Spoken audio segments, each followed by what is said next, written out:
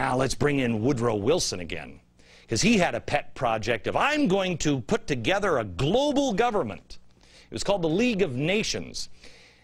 They ratified that Balfour Declaration in 1922. The declaration and the ratification caused Jews to be optimistic that, oh, I don't know, maybe somebody's going to keep their word and give us a homeland.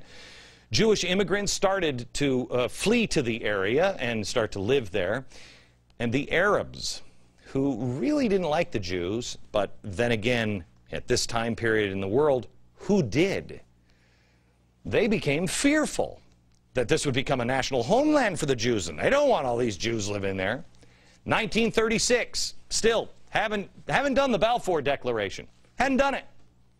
1936, now there's fighting between the Jews and the Arabs. There's fighting in Russia between the Russians and the Jews, and in Europe the Jews are being ready to be pushed into ovens. It's bad.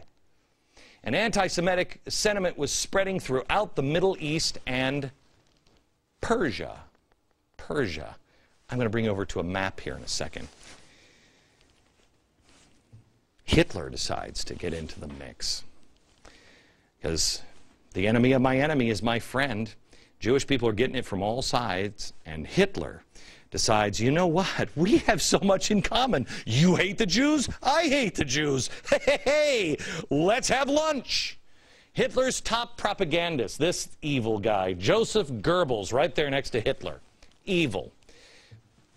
Remember, he had Wilson's writings, or the people that did all the propaganda here in America, in his library. He epitomized hate.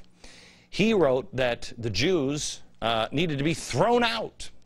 Give them a serious beating, quoting Goebbels. He said, we see Jewry as a direct threat to every nation. Jewry is a contagious infection, and there can be no place or no peace in Europe until the last of the Jews are exterminated from the continent. Wow. Okay.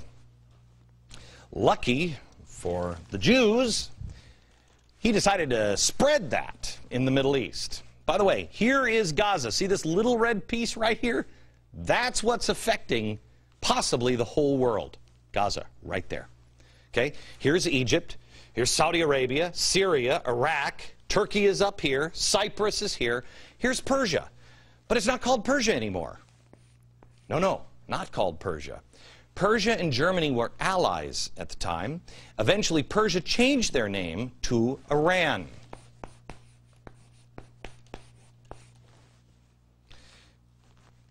Why? The suggestion for the name change made by Iranian diplomats to Germany, to the Persian Foreign Ministry in Tehran. Iran was considered to be the birthplace, the original homeland of the Aryan race. The significance of this in Farsi, the language they speak in Iran, this means the land of the Aryans. Oh, man, we all know how those Aryans, darn it, back in World War II. Think of the Jews. Oh, they love them. World War II, over. Jews survive. They start coming down to their homeland because they're hated everywhere. Harry Truman is now in office, 1945. Harry Truman was, man, he was quite different than FDR. He was a religious guy, a biblically Christian man. He wasn't a bigot. He had, one of his best friends was Jewish, a man named Eddie Jacobson. They had been friends since 1905, but they had fallen out of touch with each other. But they liked each other. A decade went by. World War I comes together, brings the two friends back together. And they operated a regimental canteen together. And they liked each other. I mean, I've read the letters between Truman and Bess, and he's like, oh, my old Jew friend is here. I mean, it's just bizarre. But they made a pact while they were serving together in World War II. They admired each other so much. They said, you know what? We should go into business. If we survive, let's go into business. They never wrote any of their agreements down. They just shook hands on it. It was good enough.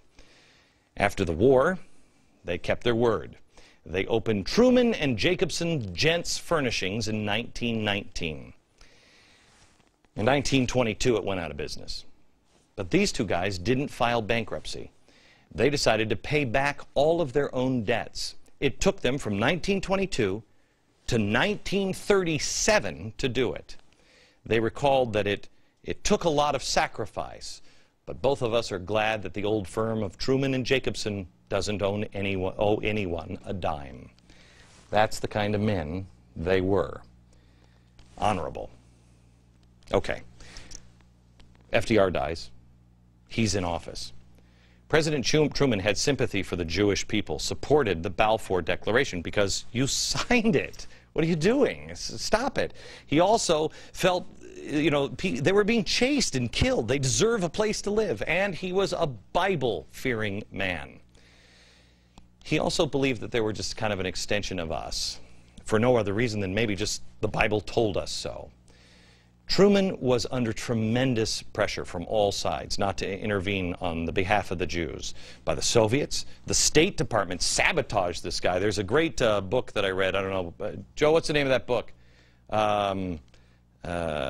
Truman and the Founding of Israel or something. I think it's by Mike Benson. I read it a couple of years ago. It's fantastic. The State Department sabotaged Harry Truman. Did everything they could. Why? Because they feared the Arab nations would restrict oil supplies to America. So back then, it was all about oil. Well, the UN decided they were going to pass a resolution to create the State of Israel. The Arab League Council directed governments to send troops to the border. Nevertheless, Truman believed this was the right thing to do. His friend set him up with Mr. Weizmann. I think he was actually responsible for actually getting him in to the White House at the last minute. And he ordered the State Department to support the UN resolution. November 29, 1947, the partition plan was passed in the UN General Assembly. UN Resolution 181 defined the outline of the settlement. 1947, UN partition divided the area into three entities. There was the Jewish state, the Arab state, and the international zone all around Jerusalem.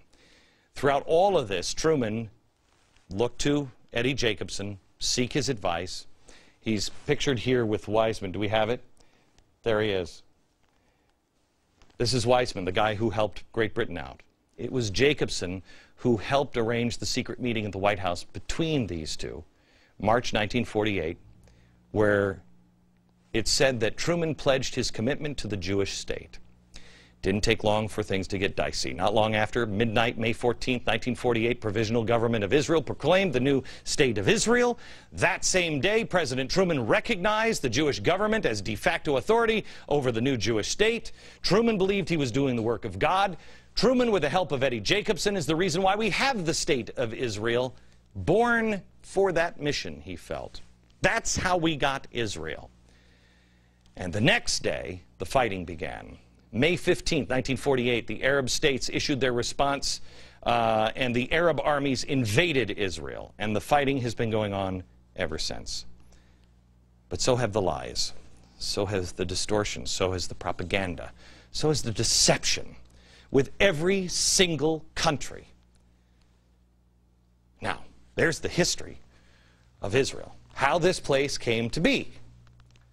What role did everybody play? But now, we have a little boat, a flotilla, a peace flotilla. There's some ships, some cargo ships. Remember, Gaza, this little cordon in here, all the way around, including here. This is Egypt. Nobody seems to ask the question, why is Egypt, why were they against this flotilla as well? We're going to switch gears. We have the history now of Israel and Gaza, but we don't have the history of the flotilla. How did it get there? Who are the people on board? And what was the other question I wanted to know? Oh, yeah. Was anyone in America involved? Next.